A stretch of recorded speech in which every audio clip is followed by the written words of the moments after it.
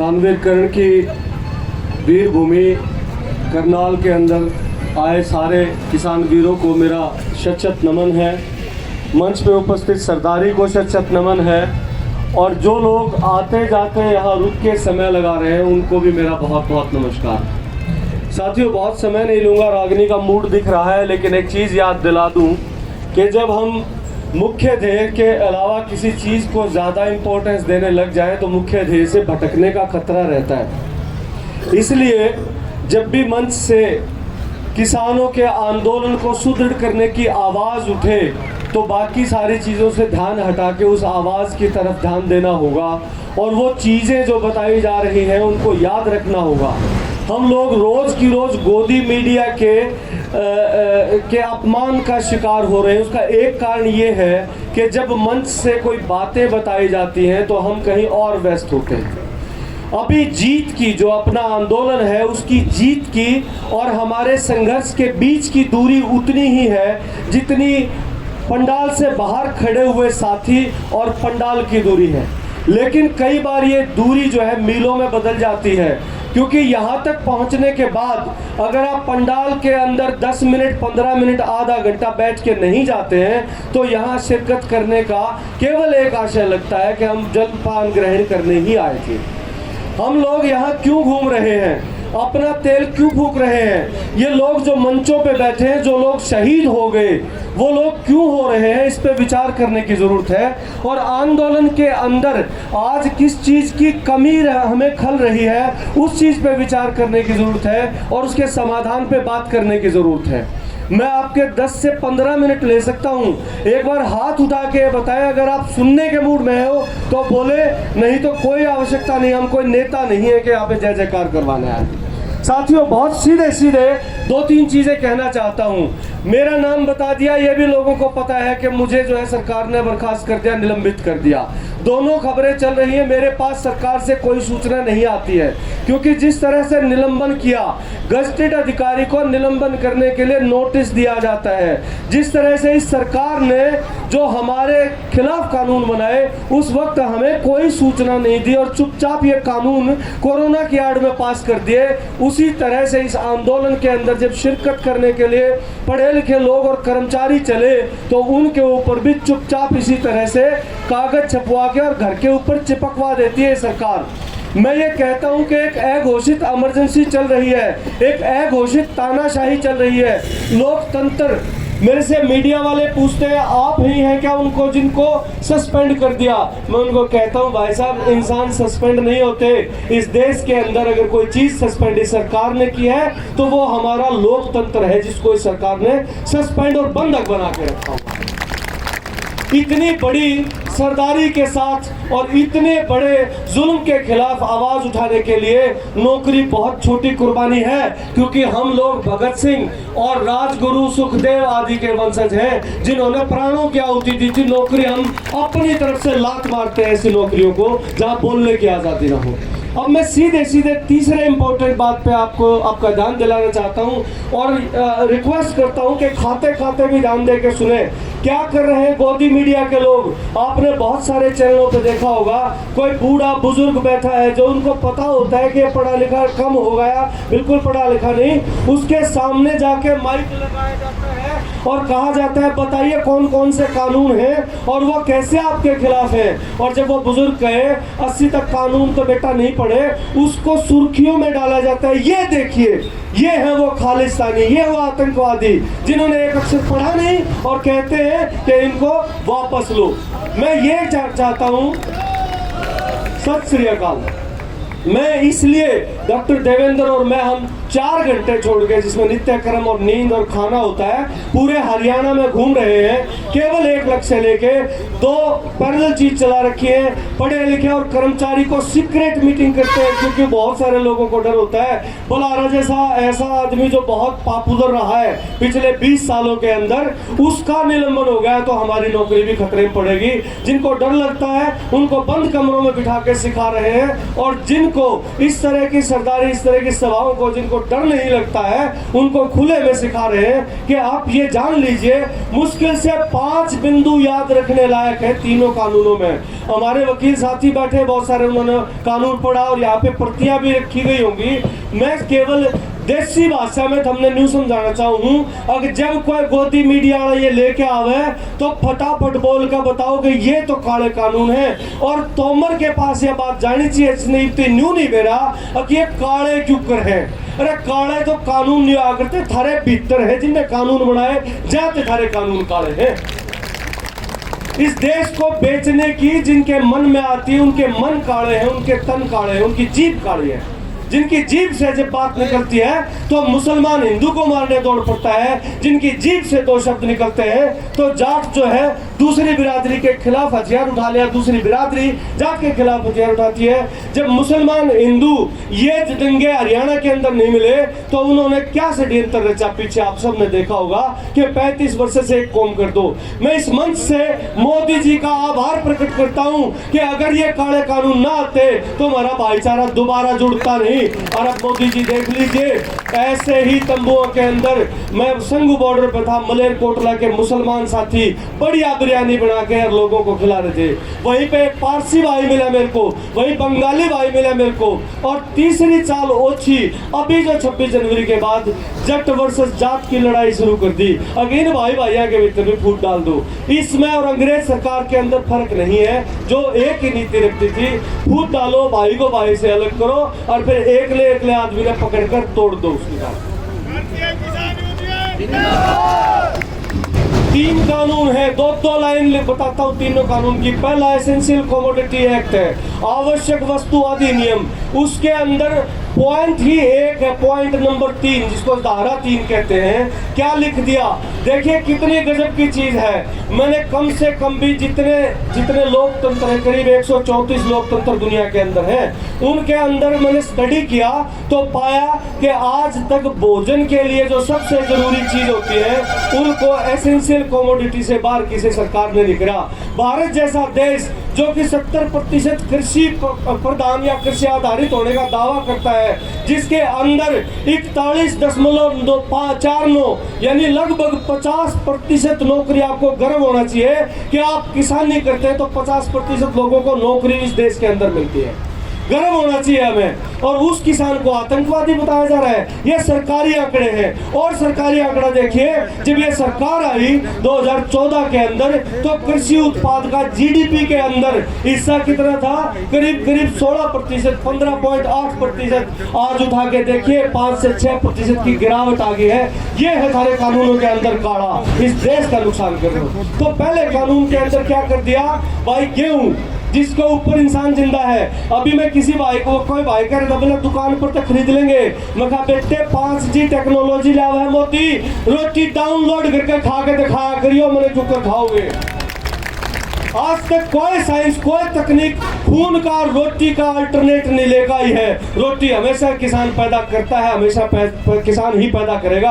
और जिस देश के अंदर किसान का सम्मान नहीं रहेगा वो देश अंततः भूखा मरेगा और गुलाम हो जाएगा दूसरे देशों का, जैसे हम पहले 300 साल गुलाम रह गए। इस कानून के अंदर गेहूं, चावल, दाल, तेल, आलू और प्याज, ये चीज सोच के देखो, जब बाकी कीमतें भी ना हो तो ये चीज हो तो इंसान जो है सदियों तक जिंदा रहेगा अगर ये खाने के लिए उपलब्ध हो। इनको सबसे पहले एसेंशियल कमोडिटी एक्ट में ला गए और ये चीज न्यू लिख दिया कि ये चीज आवश्यक नहीं मानी जाएंगी। लिख दिया क्यों? आपने बंदर बांदरी का खेल, भालू का खेल, सर्कस में शेर और हाथी रास्ते देखे, उनको जब प्रशिक्षण देते हैं तो उनके खाने की चीज उनका ट्रेनर मुट्ठी में रखता है और जब उन्हें नचावे है उनको उम्मीद होती है कि इसके कई पर नाचूंगा तो मेरे को रोटी मिलेगी। ये वही खेल चल रहा है कि इन भोले भाले लोगों की रोटी जो है छीन लो और फिर जब चाहे जैसे चाहे इनको हम बंदर और भालू की तरह नचाया करेंगे। ये खेल चल रहा है सरकार का। तो पहले अधिनियम ने हमारा खाना, हमारा भोजन, हमारा तेल, आलू, प्याज ये हमारे से आवश्यक वस्तुओं में नहीं रहे, ये कोई जरूरी चीज नहीं रही अब सरकार की नजर में। उसके बाद दूसरा कानून लाते हैं। दूसरा कानून क्या लाए? इन क्योंकि अब ये जरूरी नहीं रही, अगर ये कानून जड़ में नहीं होता तो दूसरा कानून का कोई प्रभाव नहीं होता। दूसरे कानून में क्या लिखा कि क्योंकि ये चीज जरूरी नहीं है इसलिए इनका भंडारण अपने गोदामों में कोई भी भर सके है। और साथ में मोदी जी और मोदी जी के मंत्री ये दुष्प्रचार करते पाए गए। अब भाई किसान भी तो डर सके हैं। मैं उस मोदी जी से इस मंच के द्वारा आपके भी आप पे पूछना चाहता हूँ, किसान ने जब अपनी बेटी के हाथ पीड़े करने हो ना, जब भी फसल की कटाई के बाद का दिन दरिया रहे ताकि एक मुट्ठी नाज बाजार में बेच कर और उतने रुपये ले आवक बालका के हाथ पीड़े कर दे। ये वो किसान है जो प्राइवेट स्कूल में जब बालक जाता हो तो 3-3 महीने के हाथ जोड़ का अगर भाई का फसल पे तेरी सारी पाचली फीस दे दूंगा। ऐसा किसान एक दिन भी अपने खाने के अलावा अनाज का भंडारण कर सकता हो तो आटा का बता दो हम कर सका नहीं। तो भंडारण कौन करेंगे? भंडारण वह करेंगे जिनके आपके नजदीक बड़े बड़े साइलोज बन रहे हैं। रेल बना दी, अगर उसका आकार देखोगे तो आधे हरियाणा का अनाज एक बार में भंडारण कर सके है, और जब 2 फसल ले ली तो उसके बाद मार दो खाने के दाने नहीं बचेंगे। तीसरे कानून में क्या कही? अब भाई इसने जो है प्राइस एग्रीमेंट जिसने कहे हैं, प्राइस एग्रीमेंट के साथ एक शब्द है, बहुत सारे पढ़े लिखे लोग इतने नहीं पढ़ पाए हैं, केवल प्राइस एग्रीमेंट कहते हैं। मैं कह रहा हूं उसके साथ में farmers agreement, farmers act on price agreement, price assurance and farm services. ये फार्म सर्विसेज में समझते हो क्या क्या डाल रखा है, क्योंकि मंचा पे घनी बारीकी तो बात नहीं बताई जाती, इसलिए हमारा खून भी कम खोड़ा है क्योंकि पूरा ना बेरा हमने वह पूरी बात बताना रहूं। फार्म सर्विसेज के अंदर है जो आपने टिलर लेना है, जो आपने ट्रैक्टर लेना है, आपने बड़द खरीदने हैं, आपने हर्रो खरीदने हैं, और यहां तक कि अगर आपको अगले सीजन का बीज लेना है तो जब एक बार उन व्यापारियों के साथ कॉन्ट्रैक्ट हो जाएगा तो बीज आप बाकी कहीं से नहीं खरीद सकते। वो जो सी क्वालिटी कहेंगे और जितनी मात्रा में जिस प्राइस के ऊपर देंगे वो बीज आपने उड़ते लेना पड़ेगा। अगर नहीं ले पाए तो आप उस साल फसल की बुआई नहीं कर सकते क्योंकि अंडर एग्रीमेंट होंगे आप लोग। ये साजिश भी सुनी है कि ये साजिश है। उसके बाद आपने जो भी खेत में करना है वो उनकी अनुमति तय करना पड़ेगा, और जब मारदोरा रुपये नहीं होंगे तो आपने रुपये भी वही देंगे। रुपये क्यों देंगे? क्योंकि हमारी जमीन और हमारी सारी चीज गिरवी रख सके। आपने बहुत पहले जो है गोदान जैसे उपन्यास के अंदर देखा, आपने गुलामी जैसी फिल्म के अंदर देखा, हजारों फिल्मों के अंदर ये देखा कि किस तरह धीरे धीरे कर्जे का दबाव बढ़ता रहता है, आधे मृत्यु को प्राप्त होते हैं कर्जे में दबके, और धीरे धीरे वो एक एक टुकड़ा अपना उनके नाम करते जाए। और आसाम से एक भाई परसों आ रहे थे, बहुत बड़े नेता, वो मिले हमारे से, बोले आसाम में आ जाओ आपकी जरूरत है, क्योंकि वहां तो आंदोलन करने की भी ताकत नहीं बची, क्योंकि वहां पे एग्रीमेंट खेती जो है 1983 से लागू कर दी थी। और उस भाई ने बताया कि 10-10 गांव के खेत एक एक व्यापारी के पास है, 100-100 किलोमीटर वर्ग किलोमीटर में चाय के बागान एक व्यापारी के कब्जे में है। और वो आदमी जिनके वो पहले मूलतः खेत होते थे, आज उनकी पुश्तें अपने खेत पर रोती है और मजदूरी करती है, रोती है और मजदूरी करती है। ये हालत पूरे देश में लाने की प्लान है साथियों। अगर हम अपने खेत पर मजदूर बन जाए और फिर जितनी चाहे मजदूरी दे। तीसरी उसमें उसने क्या लिखा कि आप जो है पूरे देश में कोई संसार में जाकर बेचाओ। मैं उनसे ये पूछना चाहता हूँ कि आप ही कल संसद के अंदर आंकड़े दे रहे थे जिसके अंदर आपने 4 एकड़ तक के जो किसान हैं उनकी प्रतिशत 86% बताई थी। देखिए होगा काल का भाषण जब वो हमने आंदोलन जीवी परजीवी करने लग रहा था, उस बेवकूफ आदमी को मन से बताना चाहता हूँ, बायोलॉजी भी पढ़ रखी मैंने, पैरासाइट या परजीवी वो है जो दूसरे के उगाए ऊपर मौज उड़ाता हूं, तो उन्हें यूं देखना चाहिए परजीवी वह है परजीवी किसान। इसके अंदर क्या लिखा? आप अपनी फसल उत्पाद को कहीं भी जाके बेच सकते हो। जब 86% किसान जो है छोटे और अति मंझले आकार की खेती कर रहे हैं, उन दौरान पहली चीज ये बता दो, अब 1 किले का उत्पाद बंगलोर बेचकर खाते तेल फालतू लगेगा, कीमत फालतू मिलेगी। तेल फालतू लगेगा, कीमत फालतू मिल जाएगी। अरे मोदी क्यों बेवकूफ बना रहा है, इतना बोला किसान नहीं रहा, तेरे आटा में फंस जाएगा। मारे यो प्रबंध कर दे, अब भाई कितने भी बेचना हो जड़े सब तेज भाव मिलेंगे, सरकार की गाड़ी करते ठाके ले जाएगी बिना टैक्स और बिना भाड़ा लिए और उड़े। हम आज मन से मोदी की जय जयकार बोलते हैं, कर दे इल्जाम, जो इंतजाम करते ना, जो खरीद के काम हमें पूरा करता। न्यू कहा 2 साल में इब एक भी ना रहा, 2022 तक किसान की आय दोगुनी हो जाएगी। मैंने को किसान के ढीड आ जाएंगे 1 साल में, लेकिन ईब ढीड आ रही है सरकार के।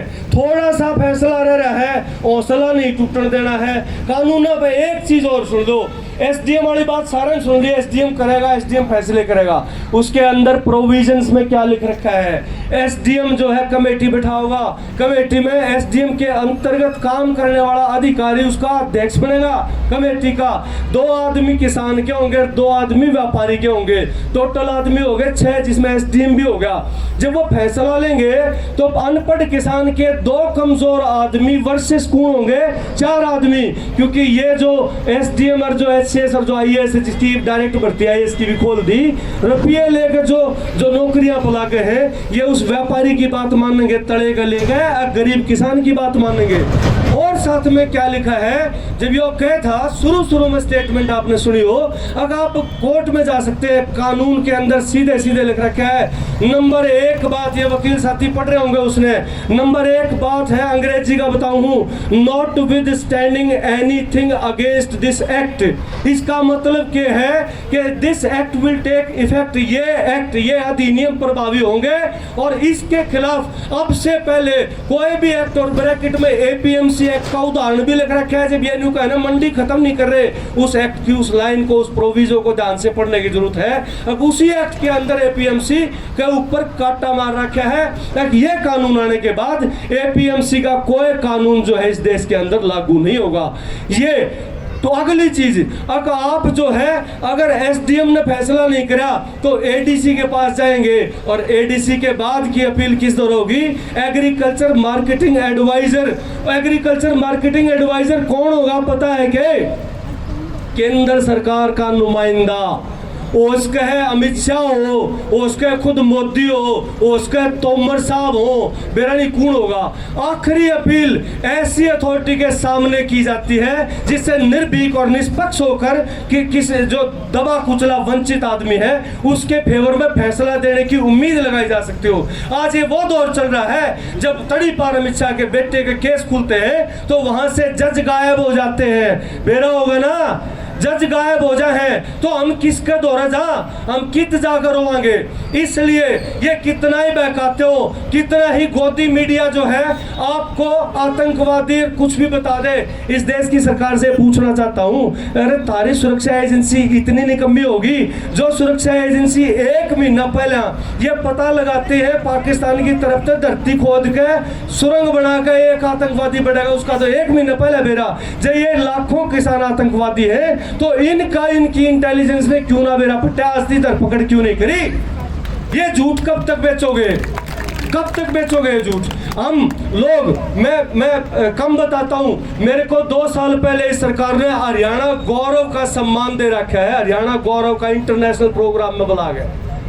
हरियाणा गौरव के टोटल अवार्ड 1966 तक आज तक 11 मिले, 7वां आदमी मैं हूं जिसके ऊपर हरियाणा 2 साल पहले लुका था सरकार, और हमने इस आदमी पर गर्व है। आज मैं भी आतंकवादी हो गया क्योंकि मैं इस महायज्ञ के अंदर शामिल हो गया। एक आखिरी बात, केवल 1 मिनट की, हमें खासकर पढ़ा लिखा वर्ग जो खड़ा है, जो पत्रकार साथी खड़े हैं, जो कर्मचारी साथी लुके बैठे हैं, उनसे एक सवाल पूछना चाहता हूं कि जो आड़े खड़े हैं वो बड़े पूंजीपतियों के बालक तो नहीं होंगे, जो आड़ा आ रहे हैं राड़ा लंगर में रोटी चखे नहीं होंगे ना, तो फिर हम किसके बालक हैं, जिनकी लहू की पसीने की मेहनत की वजह से हमारे शरीर पर यह कोट आए हैं। सोचा है कि इस सरदारी, इस किसानी की, हमारे माँ बाबुआ की, हमारे दादा की मेहनत खेत के अंदर हुई, जब हम उन परिस्थितियों में इन्हें पढ़ाया अपना पेट काट के, आज जब ये मुसीबत में है तो हम अपनी नौकरी के चक्कर में घरा बैठे हैं। इस आंदोलन के अंदर मैं ये कहता हूँ, मानसा की कमी नहीं रह रही, हेड काउंट की कमी नहीं नहीं रह रही मानस गिनती में कितने हैं। कमी अगर रह रही है तो वैचारिक क्रांति की रह रही है। कमी अगर रह रही है तो उस सरकार को बाकायदा तर्क के साथ, कानून की एक एक काट के साथ ये बताने वाले आदमियों की रह रही है। और वह आदमी कौन हो सके हैं? जो पढ़े लिखे हैं, कर्मचारी हैं। मैं कानून, यहाँ हमारे साथ साथी बैठे हैं भानु प्रताप जी, सुप्रीम कोर्ट के वकील है, जो अपने आंदोलन के पहले दिन से साथ हैं। परसों का मेरा इंटरव्यू उनकी गेला है टीवी, उस पर देख रहा क्या होगा आपने फेसबुक पे। उनसे मैंने पूछा, नो बोला कहीं कोई कानून की धारा किसी भी आदमी को शांतिपूर्वक धरने के अंदर शिरकत करने की कोई मनाही नहीं देती, लेकिन ये सरकार गेट्टी में गूठा देने खातिर तैयार है। कोई बोल रहा इनकी कहना और हम उसकी गेट्टी में गूठा था। उस सरकार को ये चेता देना चाहते हैं, इस पर तो हमने वो कराया है के कारण निलंबन कराया है, बर्खास्त कर लो और जेल में घेर दो और बढ़िया होगा फांसी दे दो। क्योंकि एक अजय बुला रहा है कि फांसी दे, जब मेरा कर्मचारी, मेरा कमेरा वर्ग जाग जाएगा तो हमने इस देश में और जीने की इच्छा भी नहीं रही है। मैं आप सभी का हाथ जोड़ के अभिवादन करता हूं और आपसे एक अपील करता हूं कि आपके बालक, आपके गांव में, आपकी गली में कोई मास्टर, एक मास्टर जिससे इस लोकतंत्र को सुदृढ़ करने की उम्मीद समाज रखता है। हम क्या थी भेजा अपने बालकन स्कूल में, मास्टर जी बढ़िया बात बताओगा, मास्टर जी लोकतांत्रिक नागरिक भविष्य के लिए तैयार करेगा। पर जब मास्टर जी की गेट्टी में गूठा होगा तो वो क्या बताएगा? हमारा ये कर्तव्य है कि हम जो है कुर्बानी दें, लेकिन आगे आने वाली पुश्तें जो है वो इस तरह के दमन चक्कर में, सरकारों की चाल में कभी नहीं फंसे। उनको ऐसा ज्ञान दे के जाए कि वो गलत चीजों के खिलाफ पूरे हौसले के साथ आवाज उठा सके। तो आपका ये आज से नेम कर लो, आसपास को पढ़ा लिखा कर्मचारी ओके पे चाह पकीते मिल जा तो उसे सवाल पूछो, तेरा क्या योगदान है? तू आड़ मत आ, घरा बैठ के सोशल मीडिया से तू अपनी बात रिकॉर्ड करके अखबार में कॉलम लिख के वैचारिक क्रांति में तो भागीदारी कर सके है। जब तू इतना डर रहा है तो सामने मत आ, अपना फेस मत दिखा, लेकिन विचार प्रोड्यूस कर। इस वैचारिक क्रांति के लिए भाई हमने तो बिगुल बजा रखा है। सरकार किम्मे करो किम्मे ना करो, लेकिन जब तक इस आंदोलन को जीत नहीं लेते तो इस मन से घोषणा कर रहा हूं, ना कोर्ट में जाकर ना विभाग में जाकर अर्जी नहीं लाऊंगा जी मेरी नौकरी उल्टी दे दो। हाँ न्यू कह गा रहा हूं, उल्टी हमने लेनी हो जब कते ले लियो। किसान यूनियन आपका बहुत बहुत धन्यवाद। किसान, कर्मचारी, मजदूर एकता जिंदाबाद, जिंदाबाद, जिंदाबाद। जय जवान, जय किसान, जय जवान, जय किसान। आपका बहुत बहुत धन्यवाद, आपने मुझे समय दिया।